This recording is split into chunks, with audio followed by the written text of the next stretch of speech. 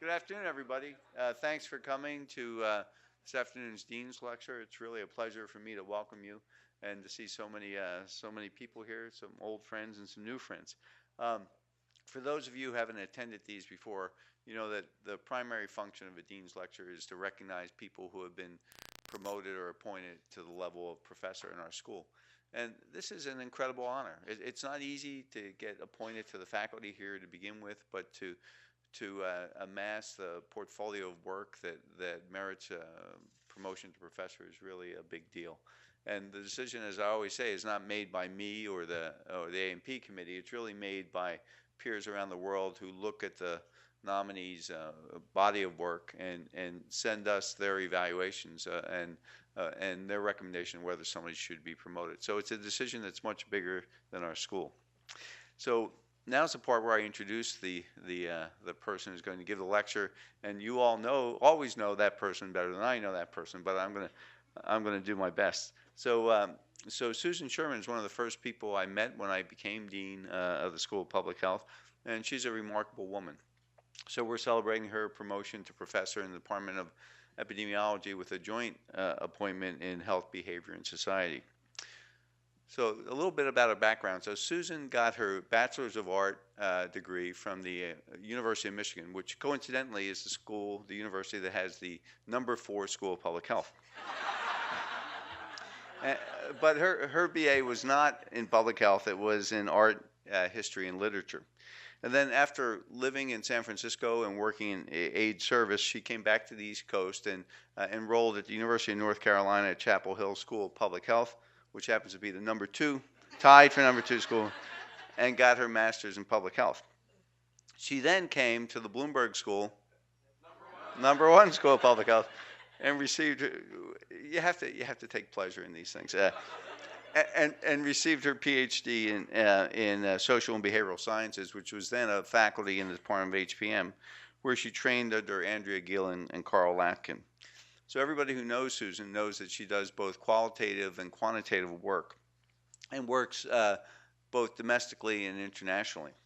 And in fact, had an article about her work in the Sun not too long. Well, I guess it was some time ago. Yeah. So her research has focused upon understanding and intervening upon the health of drug users and sex workers, and primarily understanding the structural context that engenders risk. She's developed numerous HIV prevention and peer outreach, behavioral and microenterprise interventions here and in Chennai, Pakistan, and Thailand. She's, I know specifically about, I remember when you presented to the HAB about your work in Chennai about microenterprise interventions with female sex workers to prevent HIV. And she's worked in several countries.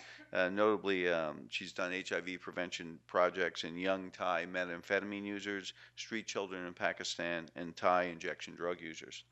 And more recently, she's been working here in Baltimore, studying the effects of the risk environment in exotic dance clubs on the HIV risk profile of dancers there. She's also begun examining the role of the police as players in the HIV risk environment of street-based sex workers. She co-directs the Center for AIDS Research Baltimore's efforts and has been involved in HIV and drug overdose prevention efforts through extensive involvement with the Baltimore City Health Department. She sits on the board of several organizations, including Healthcare for the Homeless, and sits on the Baltimore City Overdose Review Board and the advisory board of the Needle Exchange Program. She is also on the executive committee of the National Harm Reduction Association, a policy and advocacy organization that's dedicated to reducing the harms associated with drug use. And I think her talk is well named. She works with people on the margins, but she's not a person on the margin, a person of great impact. So please welcome Susan Sherman.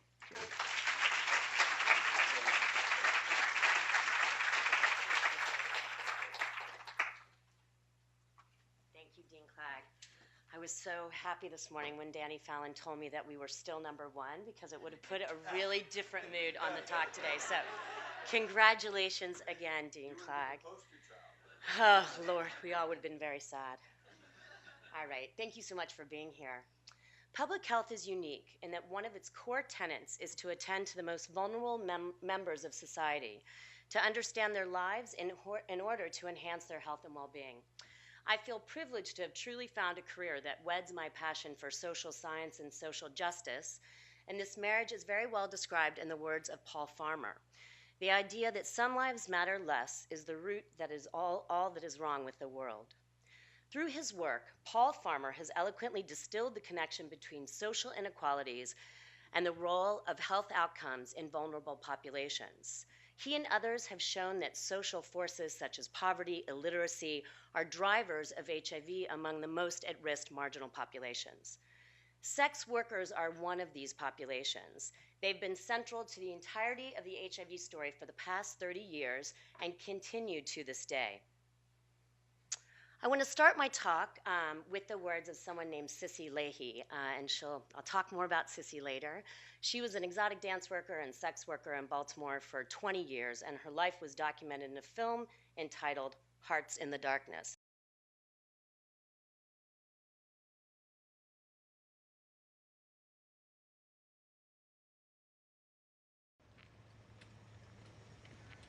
I've always prayed to God to never change me, never make me hard and cruel inside, to let me be a decent human being. And I've always tried to live my life like that, even though I've had to do the things I've had to do. Even though other people look at me, oh, well, she's a prostitute, or she's a whore, or she's this, or she's that. To me, it's still, I was taking care of me and my son the best way I could, with the best morals I could possibly think of, with no education, no nothing. And what else are you going to do? You know, it's no different story than anybody else's. There are a lot of myths and misperceptions about sex workers. This actually was taken from an article Chris Barr wrote in The Lancet this summer. I love this construct to kind of put it out in the open. All sex workers are women. Sex workers are women, they're men, they're transgender. All sex workers are single. Sex workers have partners, they have husbands, they have wives. Most sex workers do not want children and try to avoid getting pregnant. Lots of sex workers try to avoid getting pregnant with their clients. Many are mothers. In a recent study of ours with exotic dancers, 48% of these young women who were largely sex workers had children. Sex work is not work. Sex work is work. In countries such as Brazil, it's actually recognized as a labor force, and therefore they're unionized and have labor rights. In 2012, the International Labor Association actually recognized sex work as work. Sex work is illegal, and therefore programs could not possibly be implemented. Hopefully the rest of this talk is going to dispel that myth. So in the past decade, 33 countries have reduced HIV prevalent incidence 25% or more. That's quite an incredible fact. And this really is a testament to a number of HIV prevention and treatment biomedical interventions that have rolled out all over the world, funded by lots of donor organizations, the US government, different governments. But this success kind of masks the fact that still there are persistently high rates in certain segments of the population. This map appeared in an article by Steph Barral and colleagues, including myself, Michelle Decker, Chris Barr, Deanna Kerrigan, Tonya Petit, and it actually showed it's a map of prevalence among female sex workers in low and middle income countries, 50 countries that had data from 2007 to 2011. And you can see that for the very darkest green, these are rates that are above 40%, so you see that throughout sub-Saharan Africa, rates that are 30-40% in lighter green in India, and so on. This study in this map really kind of refocused epidemiological attention to the fact that sex workers had persistently high rates of HIV. And in fact, the pooled HIV prevalence among this population compared to the general population was 13.5.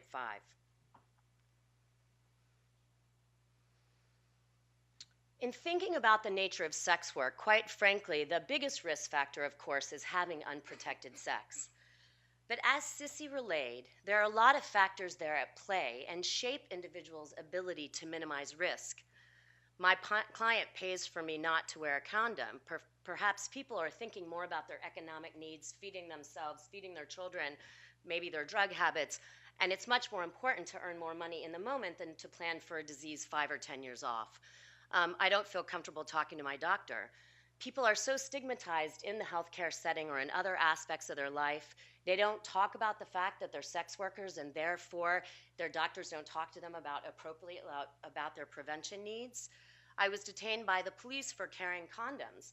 I'm going to talk a little bit more about this later in my own work, but in many countries, sex workers, condoms have been used as evidence. Women who carried 3 condoms, they could be charged with sex work, and actually this was used as evidence for prosecution. Luckily, this doesn't happen anymore in New York and San Francisco and other jurisdictions in the US, but it sets a bad trend. And of course, sex workers still, they're much longer lasting effects if someone gets condoms taken away. Even if policies change, women don't carry condoms. And that has obvious impact on their safety and well-being. So in the first 20 plus years of the epidemic, in spite of all of these contexts that I was just talking about, these broader factors, the majority of HIV prevention efforts in a number of populations focused on individual behaviors, cognitions, and attitudes, devoid of these structures which influence risk.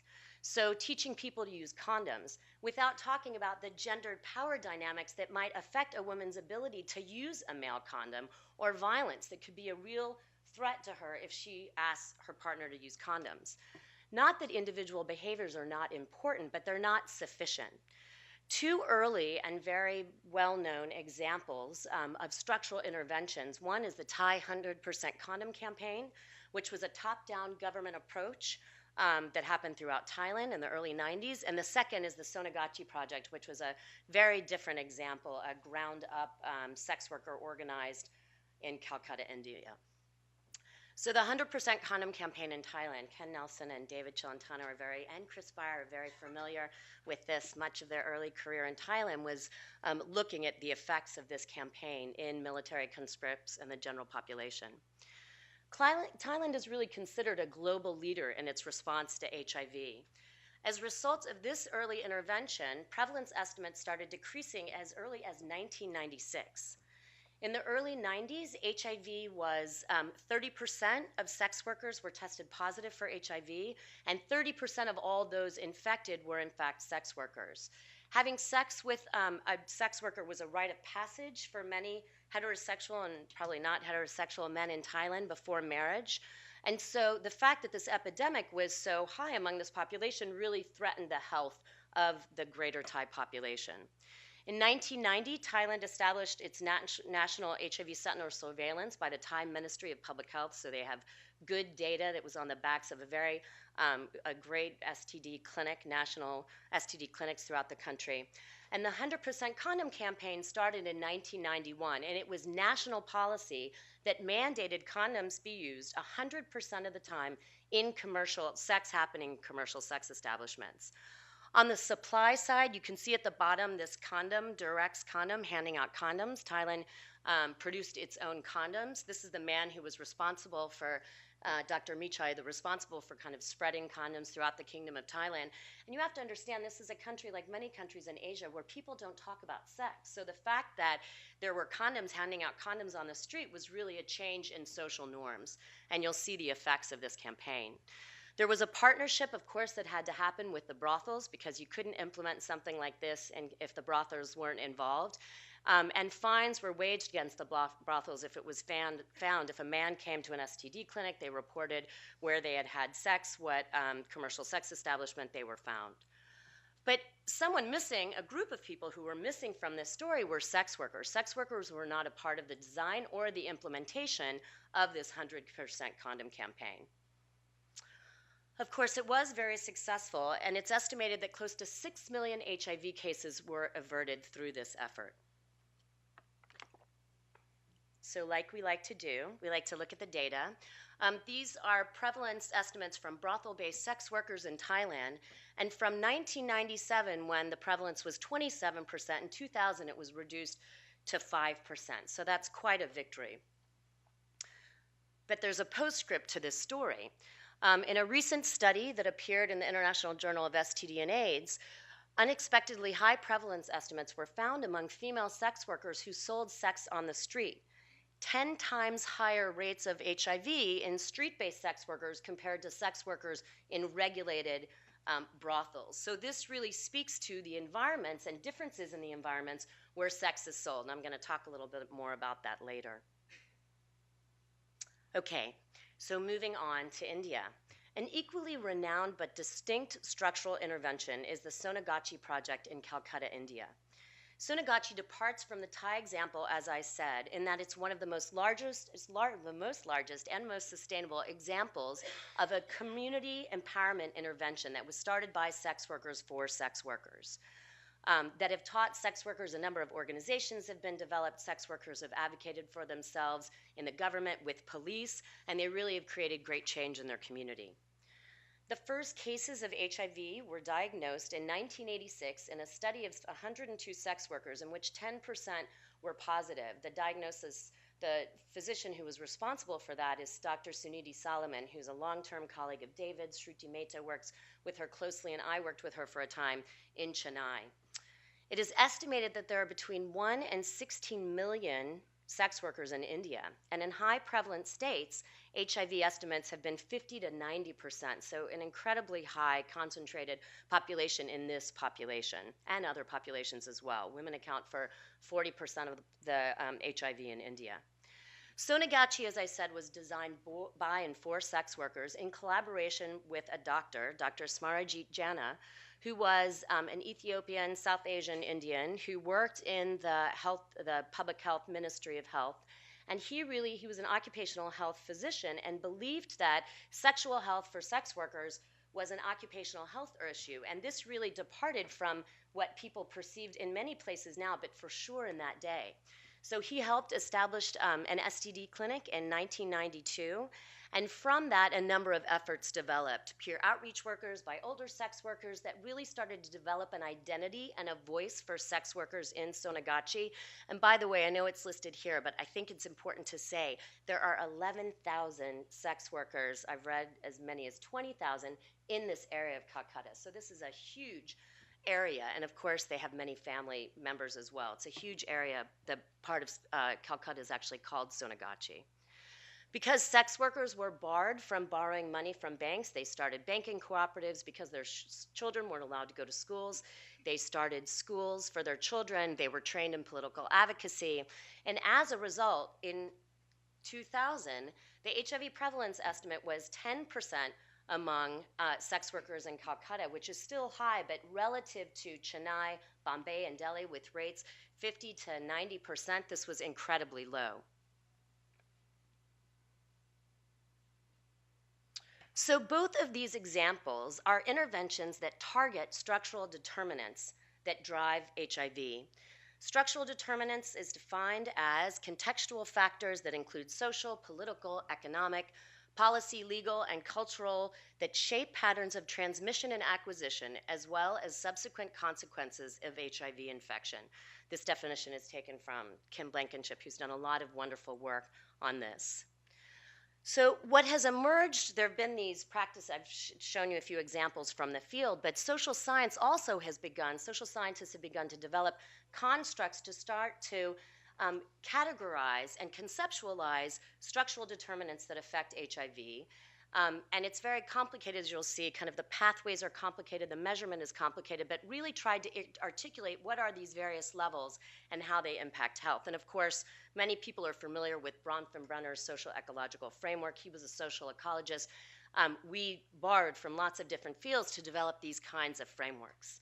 A recent framework that was developed specifically for sex workers by Kate Shannon and colleagues in a 2014 article in Current Opinions in HIV/AIDS, similar to previous works, really articulates the nature of these structural factors and how individuals, sex workers specifically, and their partners are embedded, their risk for acquisition and transmission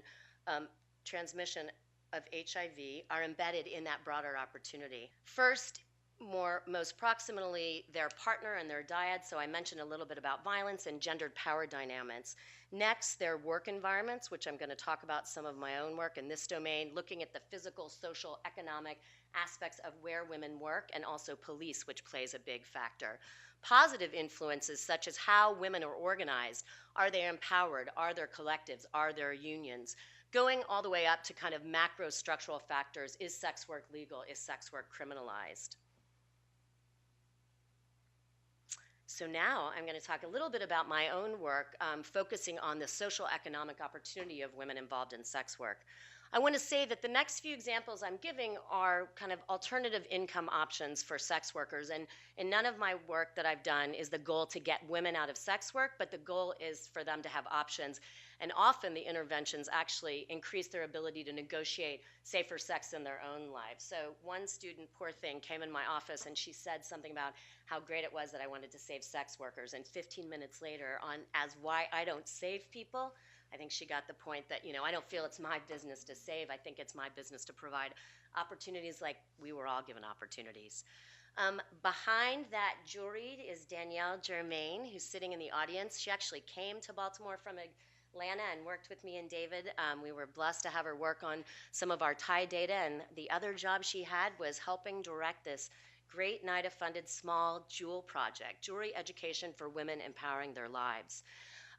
I had an observational study of drug users in East Baltimore, and I came to realize that for women, a lot of the women that we saw, so much of their risk was economically motivated. It was kind of all things money, selling sex to support drug habits, to give back to their partners, being economically dependent on their partners. So I was interested in what if we actually had an intervention that focused on these economic aspects.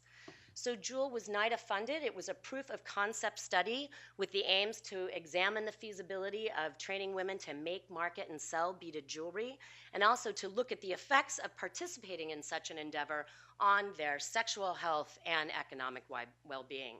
72 women were involved in Jewel, recruited for the study, and the modest funding informed the pre- and post-test design, pre- and post, 6 months post follow-up. We had 6 cohorts of women go through this intervention. So the intervention itself were 6 sessions. So every group went through one series of 6 sessions. The first 3 focused on HIV, drugs, sex, risk reduction, and role plays, a really interactive intervention sessions, and then they were followed by jewelry making. During the pilot, we had jewelry making first, but lo and behold, people left. So we put the more educational piece in the beginning.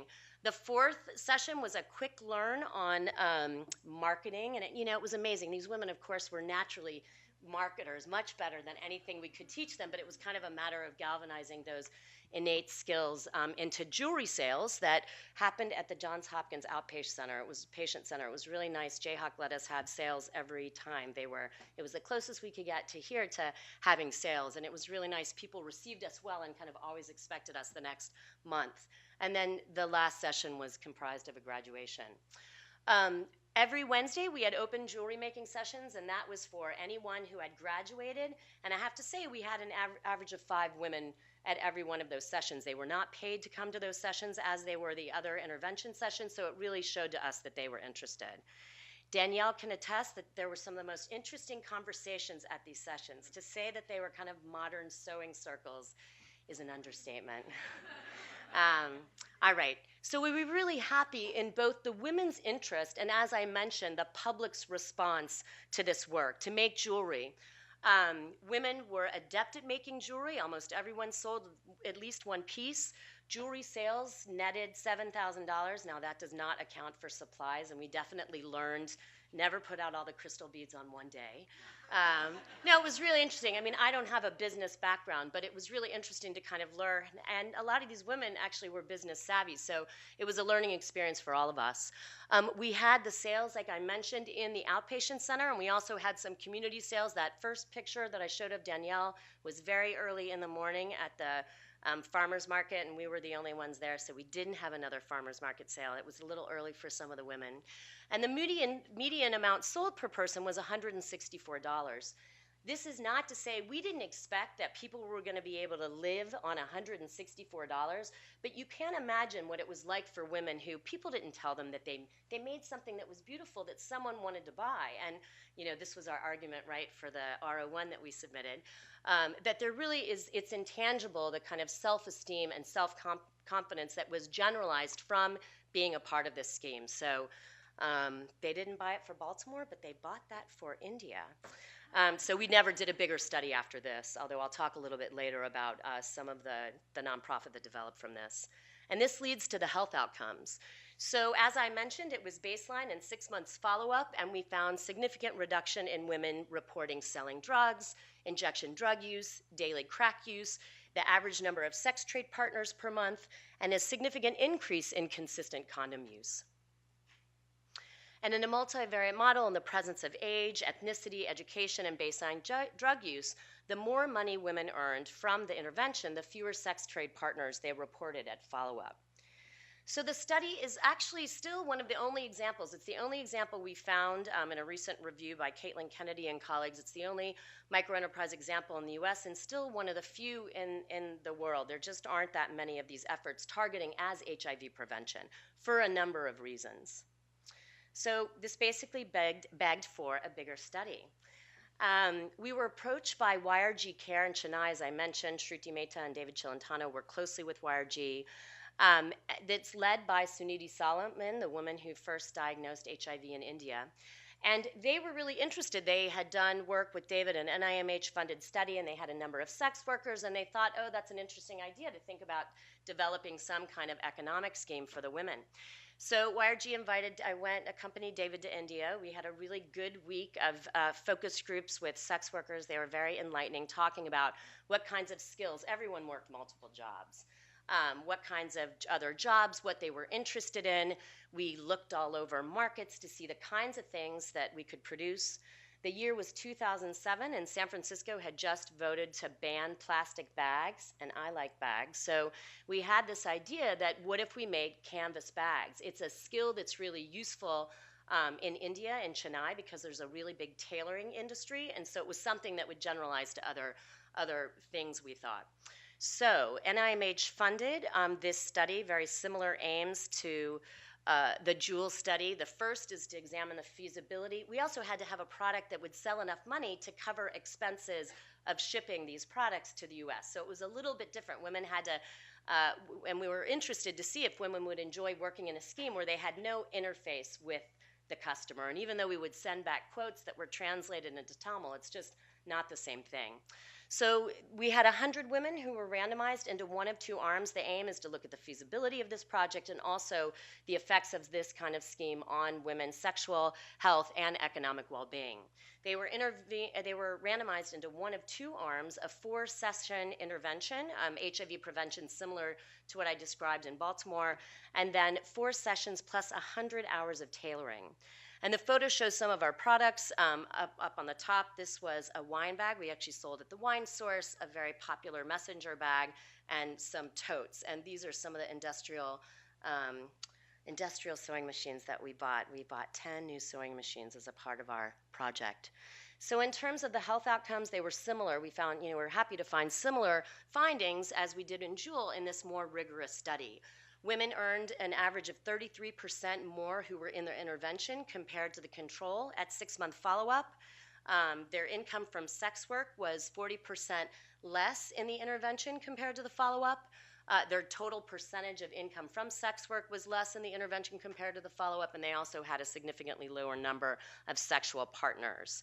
And in a multivariate model, in the presence of baseline age and household income, women in the intervention arm had an average of 2 less sex partners per month compared to those in the control arm at follow-up. So here's a picture of some of the women.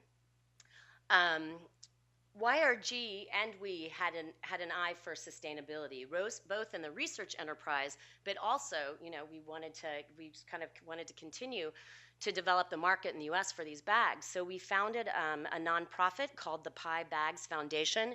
Every bag had one of these labels in them that says that the bags were handmade in Chennai. It was an economic empowerment intervention for vulnerable women, that cotton was treated. We actually registered. We were a fair trade organization. All the profits went back to the women. We chose not to say that this was a sex worker scheme because it actually didn't matter, and we thought that one day we might scale up beyond that population. So in terms of the bags, we continued production for about 3 years, and our estimates are 12,000 to 14,000 bags were sold. Lots of wine bags, 2,000 bags at the Global Health Conference. We had 5 full-time and 12 casual employees from the original pilot. And we received a grant for the NIMH for an R01 to scale up this intervention to 500 women, 250 in the intervention arm, which was teaching them in tailoring, and also financial management, and a bit of HIV, and then that same bit of HIV and 100 hours of English in the control arm. We wanted something that would be interesting, but not, they couldn't necessarily make money from. Unfortunately, this was a time in India, if some of you remember, or some have done work, Karlakan and I remember very well because we both had grants that were defunded. The government never approved this, and so sadly, this ended in the level that we were producing at that time. Production continues in India, and of course, we learned many lessons, and I'm working with colleagues in Malaysia right now. We're hoping to put in a grant to develop a similar scheme. So back now to the United States. Surprisingly, there are very few HIV intervention or observational studies among sex workers in the US, and sex workers are uniquely invisible in public HIV prevention policies and funding. In July 2010, the Obama administration released the National HIV/AIDS Strategy for the US, which was greatly anticipated to refocus the nation's focus on HIV, the domestic epidemic. The strategy included goals in terms of reducing incidence, increasing testing, and getting people into treatment, scaling up services, and it mentioned a number of men who have sex with men, injection drug users, and there's not one mention of sex workers in the document's entirety. So what does the CDC have to say about sex workers? Don't do it now, but if you did a search on CDC, sex work, and HIV, you would come up with this web page. And in the fun facts, the first line is, few population-based studies have been done on HIV risk among sex workers. The webpage goes on to say, many sex workers face discrimination, poverty, and lack of access to health care and other social services, all of which pose obstacles to receiving HIV prevention efforts. Kind of begs for many structural interventions. Sex work also is not a category in the U.S. National HIV Behavioral Surveillance System, NHBS, which Danielle Germain had nothing to do with that decision, but she runs in Baltimore. It now is the NHBS is in 20 cities in the U.S. There are three cycles every 3 years: high-risk heterosexuals, men who have sex with men, and injection drug users. And sex workers and other populations are kind of most likely to be found in that high-risk heterosexual population cycle. So there actually are a few studies that we can learn about the burden of HIV in the United States.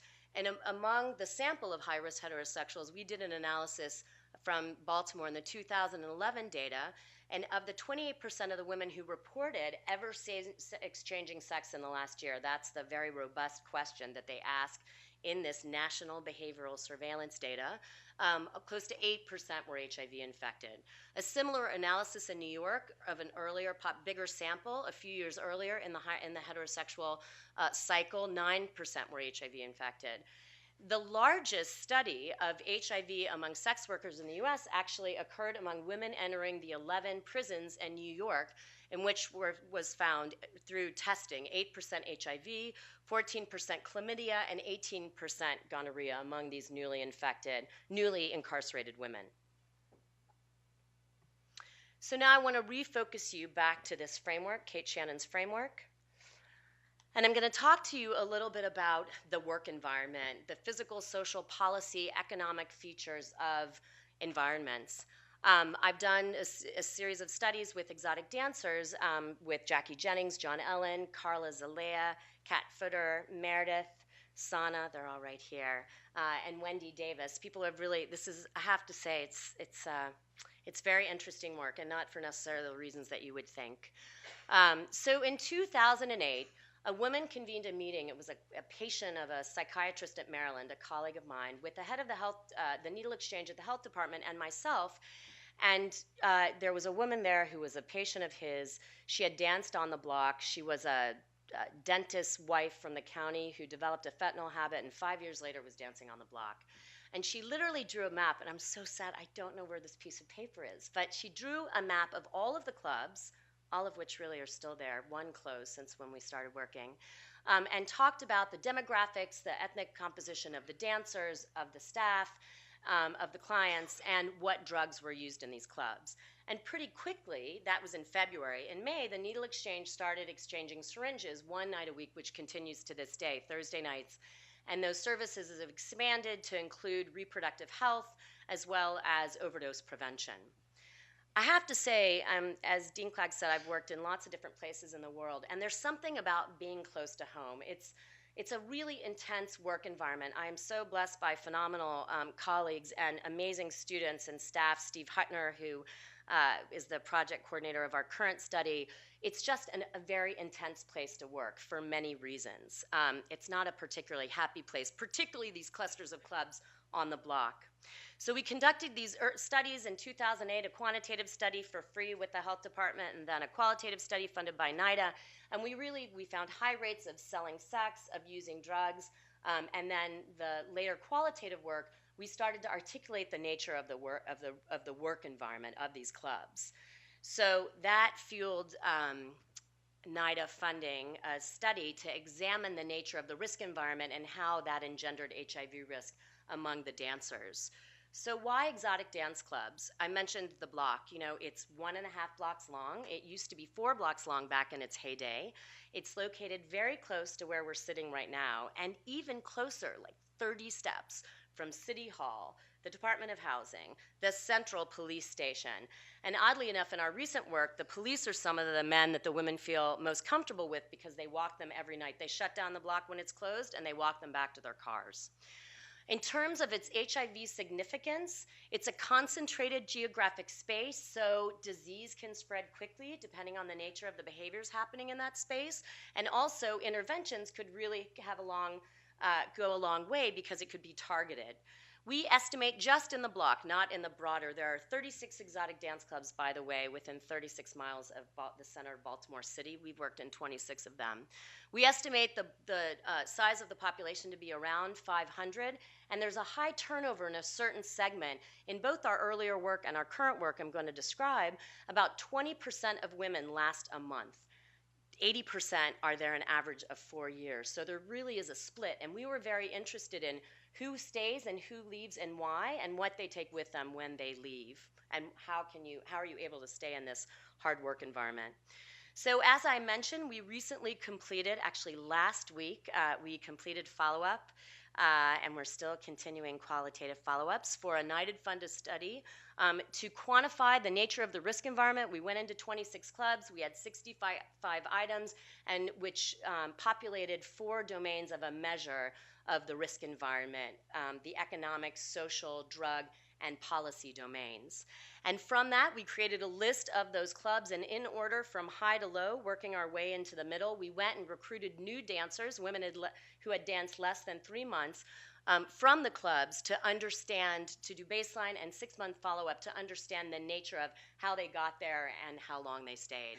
So you look at these socio demographics, 23%, the age range, median age is 23, they're 60% African American, 91% graduated from high school. I gave this talk to Hopkins undergrads, and someone raised his hand, he's like, isn't $2,200 not very much money? And I had to explain that, in fact, $2,200 when you're doing HIV research in an urban center actually is a lot of money. So you look at these factors, and that doesn't really paint a picture of a high-risk population, but you need to look a little bit further. Meredith Riley, actually, as a nurse, funded her dissertation to look at this notion of stability and vulnerability. So 44% of the women reported that they had moved 2 or more times in the past 6 months. Over a third had been arrested, a lot of opioid because pills as well, crack and cocaine use. 34% reported ever selling sex, and unbelievable rates of childhood sexual violence and current intimate partner violence. Michelle Decker is working on an analysis on that. And because we were interested in the environment, we looked to see a lot of this, the drugs and selling sex was initiated in that space of the clubs. And these are women who had worked an average of 3 months in these environments. So in terms of STI rates, relatively, we were surprised that the baseline chlamydia and gonorrhea were, 9.1% is not low, but it's not that high. But it increased, to 14% at follow-up. And we also measured trick at follow-up, and it was 23%, which is relatively high. We did not do HIV testing because these women hadn't been there that long and the follow-up wasn't that long, so we actually didn't. The next grant, we hope to do HIV testing. So in total in our work, we have found that over the course of working in exotic dance clubs, women's vulnerability is escalated, while at the same time, stability provided by employment and education decreases precipitously. The longer you stay, the harder it is to leave. This points really to the primacy of interventions that target these environments, and not just the dancers that work within them to maximize effectiveness. So from a structural framework perspective, I'm going to talk you through it. It's a busy slide, but Michelle Dicker gave me this idea, so I love this slide. In looking at the current constellation of risks, 60% of women reported one of the 4 risks that are listed above. So we actually were really surprised. 40% of women didn't report selling sex, they had stable housing, they didn't use hard drugs, and they hadn't experienced interpersonal violence currently. But of these women, the 60%, 68% have moved 2 or more times in the past 6 months. 44% reported sex work ever. 42% reported opioid, crack, or cocaine use. And 44% reported current interpartner violence. So this really speaks to, and almost 10% reported all of these factors. So this speaks to the complexity and co-occurrence of factors that need to be addressed in interventions that target this population. As I mentioned, we've conducted qualitative interviews with this population, women mostly recruited from high-risk clubs. And in asking this 19-year-old woman about how she came to work in a club, she said, well, we didn't have any money. We were trying to figure out where we stay and stuff, and then my boyfriend said he knew people that stripped. But he was joking. But I was like, no, I need a job. We have no other way. We're going to be back square one, living outside, and I'm not doing that. Oh, heck, no way am I doing that. The first day I sold sex because I needed money for a hotel, and it killed me, but I had to do it. And I walked out of there with $200 that first day, and I felt so bad, but at least that night we went straight to a hotel, but it still kills me every day. In response to a question about the nature of the club environment, this 23-year-old woman said, no, there are no boundaries. As long as the camera doesn't see it, it's whatever goes. I've seen drug sales go. I've actually had bartenders and bouncers bring drug dealers into the club and ask me what drugs I wanted to take. At Club X, they have sex at the bar, and at Club Y, they have sex in the lap dance room. I know 3 people who have STDs and don't care. They still have sex. It seems to me there really are no rules. The only rules that I can truly say is you got to tip out. That means pay the bartender, the doorman, the bouncers. That goes for every place. They want their money either way. So what do we do with all of this information? We are writing a grant right now to develop a community empowerment intervention, which will start with developing a drop-in center that has a number of medical, hopefully we're working with the Baltimore Health Department who will provide reproductive health, HIV testing, STI testing, and treatment services paid through Title X funding. Mental health services, Healthcare for the Homeless, has agreed to have counselors there a few times a week. Reach to Recovery, which is a drug treatment program, has agreed to have run social support groups for trauma and for violence. And we also have an organization, clinic from University of Maryland, who will have their legal clinic twice a month in our venue. This is a theoretical venue we're writing, but we actually have all these partners in place. We also will have sex worker peer educators who will do outreach. This will be to both sex workers as well as street-based sex workers and venue-based sex workers. So we're working on this right now. And the goal is to develop a sense of community. I can't explain how isolated these women feel. It's really kind of dysfunctional families. They feel connected to the people in the clubs, but the way they talk of them, it's not really a healthy connection that you can depend upon. So the next studies that focused on the work environments of mine focused on the role of policing. This work has been done from day one with Kat Footer, Michelle Tecker, Noah Galai, and Steve Hutner again is going to run a new study we're talking about. Where sex work is criminalized, sex workers experience negative health consequences and few legal protections. Coercive police behaviors that extend beyond sanctioned law enforcement practices are an important social feature of the work environment of many sex workers. In The Lancet that was published this summer at the International AIDS, released at the International AIDS Conference that I had mentioned before, Chris actually was an editor, there was an article that did modeling in Kenya, India, and Canada and found that decriminalization of sex work would have the greatest effect on the course of HIV epidemics in these three settings, averting 33 to 46% of HIV infections in the next decade, through immediate and sustained reductions on violence, police harassment, and safe environments, and then the associated rise in condom use. It is unlikely that sex work is going to be decriminalized in the US, and in Baltimore, we are exploring the nature of these relationships. So through a Center for Public Health and Human Rights grant that Michelle Decker received, she and her team interviewed 35 sex workers in the clubs and out on the street, and exploring experience of violence. And we wrote a paper that, as many qualitative papers, you have a quote as the first part of the title, "What makes you think you have special privileges because you're a police officer?" Women reported a range of negative experiences with the police, from verbal harassment to sexual extortion. Women's negative attitudes extend from their experiences of where they were raised. You know, it started before they were a sex worker. It started in communities in which they came from, where no tolerance was enforced during the O'Malley days. This woman said in talking about the police, "They can't be trusted. I'd rather go to a stranger on the street before I go to the police. Half of them are crooked. How I was raised, you don't go to the police, you handle it yourself." Another quote, "Women expressed a sense that they weren't protected by the police, that they were first and foremost looked at as sex workers and not citizens when they called them for other reasons. They don't look at us as victims when we're raped and when we're beaten. If we get into a physical altercation and we have to fight for our lives, we're most likely to be jailed because of it."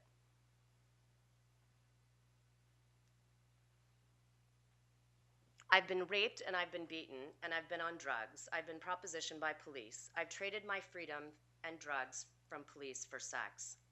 I apologize for the graphic nature of this quote, but there were much more graphic quotes, and it just speaks to the intensity of this experience and the role that police can have with women who are selling sex on the street. This is not all police. There are a lot of good police out there, of course, but unfortunately this has happened, and not just in Baltimore. There have been a number of studies that have looked at the connection of policing on the well-being of sex workers throughout the world. So there are a lot of opportunities. We have a police commissioner who is very open to community policing. He's very forward thinking, and he's interested in changing police's role and reputation in communities. And through his support, we actually have a collaboration with the police. We secured funding from NIDA and through an R01 to explore the role of police in street-based sex workers' HIV risk. This actually will be the first cohort study, which is kind of crazy, in 2015 of sex workers in the US. We'll start with doing an ethnography of the police. And we hope that this really lays the groundwork for future public health and public safety interventions. The study will be run by a community advisory board made up of sex workers, community organizations, police, and the goal, of course, is for an intervention where combination prevention could be rolled out, PrEP could be rolled out, etc. So I started with Sissy's picture and Sissy's voice. This is actually, she was in the Jewel study. I don't know if you noticed, but there was someone who made upwards of $1,200 when you saw that average of $164. She took to beads like nobody's business. She actually started a quasi-nonprofit called Gems of Hope, Gifts Encouraging and Motivating Sisters, that Danielle and other people and I helped to keep going until Sissy got sick and unfortunately died in 2008. And in this film, Hearts of Darkness, which actually documents her life and her involvement in jewelry making, because it kind of saved her at the end of her life, she said, "What does a child know? As soon as you realize that you are nothing, you carry that in your heart. This stuff sinks into your brain that you are nothing. So how do you become something? I know if I can do it, I can give someone else a chance, and they can become something too." So my work is really inspired by this, and I mean that because there's so many things that one sees when you do the kind of work that we do that's really hard to watch, but Sissy inspires me, and I hope to develop interventions that kind of build on this spirit. So it takes a huge village to do this work. And I've mentioned some of the people that work with me now. I have to start with Andrea Geelan. My first conversation, wanting to be her advisee, I was getting my hair done, and she called, and I had to answer the phone. So luckily, she took me. And she's just an incredible mentor and was a wonderful advisor. I was lucky enough to work with Carl Locken at the Lighthouse and learn how to develop interventions. And David Chilentano had the faith to hire me in Epi and kind of let me take those interventions on the road in Thailand. And through many Thai trips, I was exposed to the wisdom of Chris Barr and John Ellen, even in Thailand, who are really mentors to me along the way.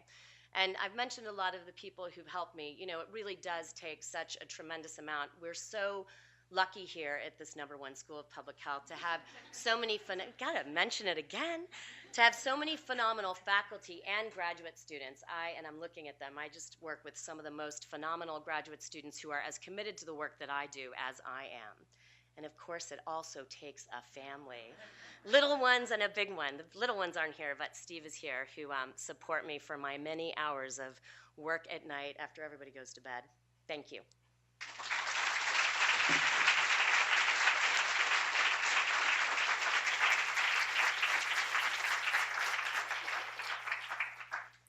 Well, that was great. I was really worried that you hadn't worked in the #1 thing during the whole talk. All right, good. Right at the end, you came through. Phew, Yeah. okay.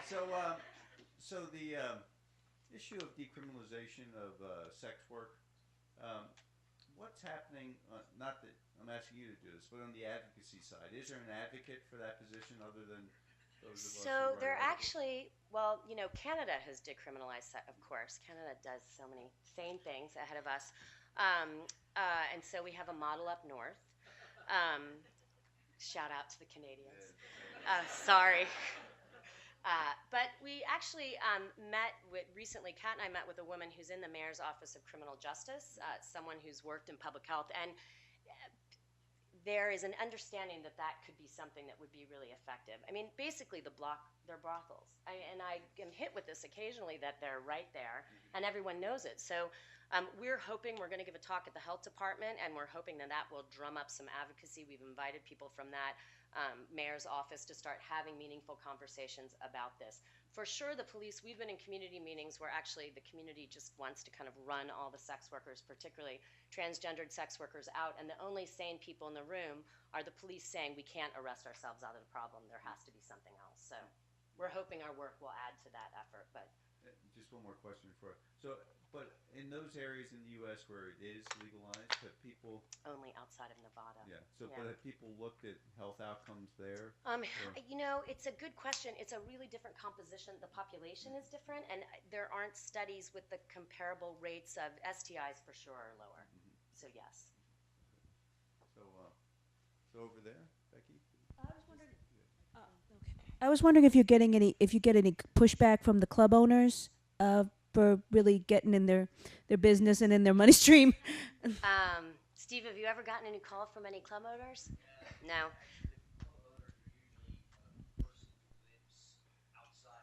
Right.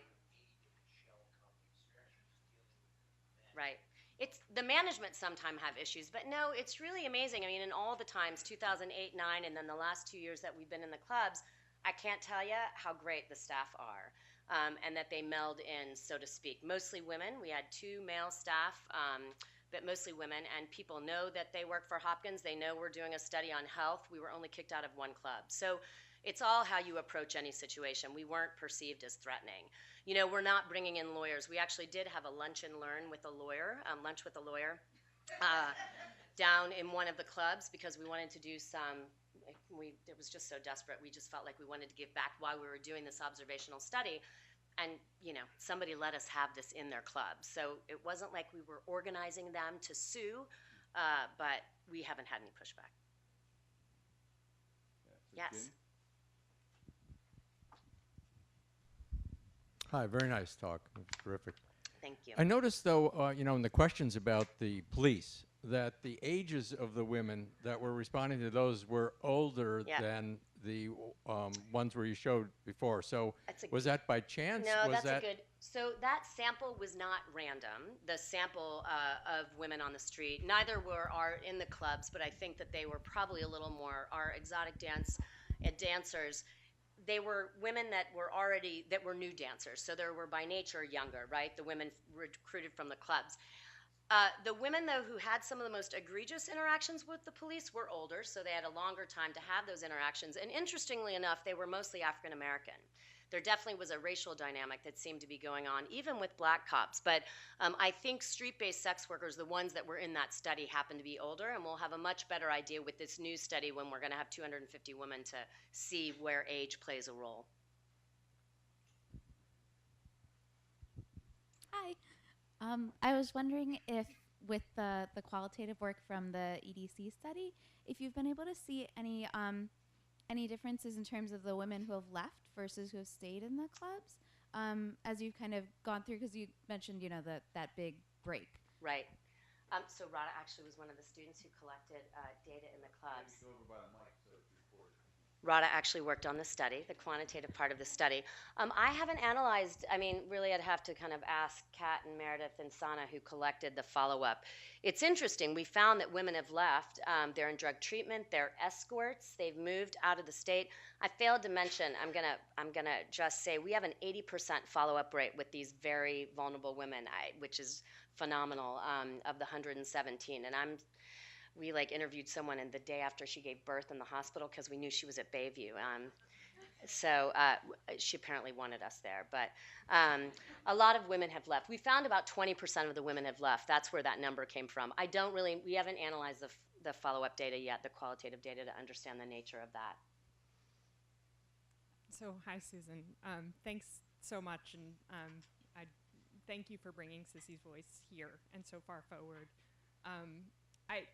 My non-tearful question is, you describe the constellation of risks with that phrase and not as a syndemic, or don't use that terminology. And I'm curious about your thoughts on that. Oh, that's interesting. Right. Well, that I could have channeled Ron Stahl and used that. There's a concept of syndemics, and it's part of the work that Meredith is doing, really piggybacking on Danielle's dissertation work, that looks at the kind of cumulative impact of these factors, and that was just a lack of using that word. It likely, because it's so complicated in terms of measurement, it's complicated, so I just stayed away from using that because it's hard to tease apart. The first thing was that great graphic. That was, as far as we've gotten with these data to think about the constellation of risks and realities. Hi, great talk. Hi. I'm really excited about this work. And one thing it reminds me of is this tendency in our country and maybe in the world to stigmatize people and to think of people as less than people. And I don't know what we in public health can do to change that culture, but I think that our tendency to stigmatize people is what is behind punitive laws and what empowers police or other people in authority to hurt people. So I just wondered if you had thoughts about that and how we can move toward a kind of more accepting and tolerant society. A small question. I have lots of thoughts about that. This one slide that I deleted that I often mention when giving this talk is that, we talk about, and I talk about risks, but for these women, they are completely well thought out, and not always well thought out coping mechanisms. So people are doing the best they can with all of the work that they do, that we do, the populations with whom we work, given a certain set of circumstances. It's a big cultural issue. I have to say, so I don't know, let's take the police example. I'm very heartened by the reception we've received in Baltimore from the chief of staff of the police commissioner and the police commissioner for this work. We've signed a memorandum, well, we're waiting for them to sign a memorandum of understanding. They're gonna look at the papers that we write jointly on the police data. They won't have any say on what we find with the sex workers and aren't gonna be able to kind of influence what we say in that regard. But I feel like these kinds of partnerships are a way. And of course, lots of people have stood at this podium saying, we just can't be afraid to, although we're supposed to be objective, but of course we have to advocate. We're so privileged to be, I'm privileged to be standing up here talking to you, and so I really feel like it's my responsibility, and I appreciated that was Mike's first question about advocacy. Thank you very much. It was a very interesting talk. Thanks. It was particularly interesting to hear you go backwards and forwards between a Baltimore setting and an international setting. And from what you said and from what my own personal knowledge about some of the interventions that have been adopted internationally, including in the Avahan initiative, for example, it seems that there's perhaps more learning that's been done overseas than maybe within the US. And I wondered if you could reflect on that, and also whether you felt that there were any initiatives which were currently trying to take lessons from low and middle income countries to high income countries. So to answer the second question, our grant that we're trying to create this comprehensive center that Deanna Kerrigan has worked on for years, all over the world, in the Dominican Republic and Brazil. I think a lot of it is that there are donors' agenda that really fund those kinds. There are a lot of really progressive big donor agencies that fund really innovative and big forward-thinking things. And when you have 30%, 40% HIV prevalence among certain segments of the population, you're kind of desperate for big interventions. So I feel like the donor agenda is a part of that. Otherwise, there isn't necessarily, I don't know why there isn't the will. It's hard for me to say, but that's one thing I've thought about. Funders. We live in a country where you can't mention the word harm reduction, or I've never had one grant with a title of a grant that has sex workers in it, because you can't write that. So that's real, that's a reality of NIH funding and our political climate of the work that we do. Hi, again, great talk.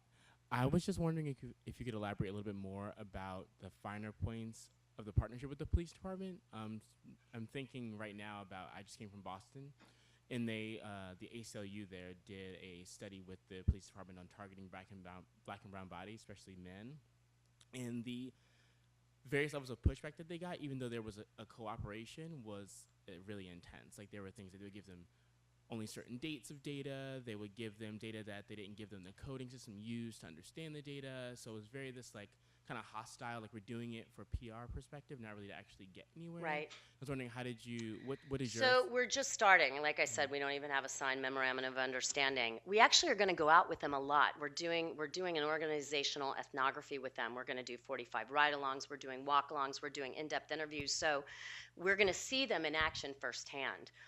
We also will be looking at documentation from the ride-alongs. If there are write-ups or if there are arrests, we're actually going to do an analysis of all of what we see, how they write it up versus our own notes of observations. But, I don't know. We'll see. We haven't gotten there yet. This grant took a year and a half to get, and they really were kind of partners with us along the way. I kept getting nervous, like, I'm not going to get that letter of support, and we got it. So we'll see. It could be potentially that they're not interested in hearing what we have to say or what we view, letting us have the access they've promised. So I'll just say, I think I know why we stigmatize people and why we don't support work like this. And the first time I spent any time outside the U.S. and I came back, I realized we really are a Puritan country. In the U.S., when you grow up and you see the guys with the pilgrim hats, it's kind of cute. But they were thrown out of the UK because they were so, it wasn't the UK at that point, because they were so repressive. And that's our heritage.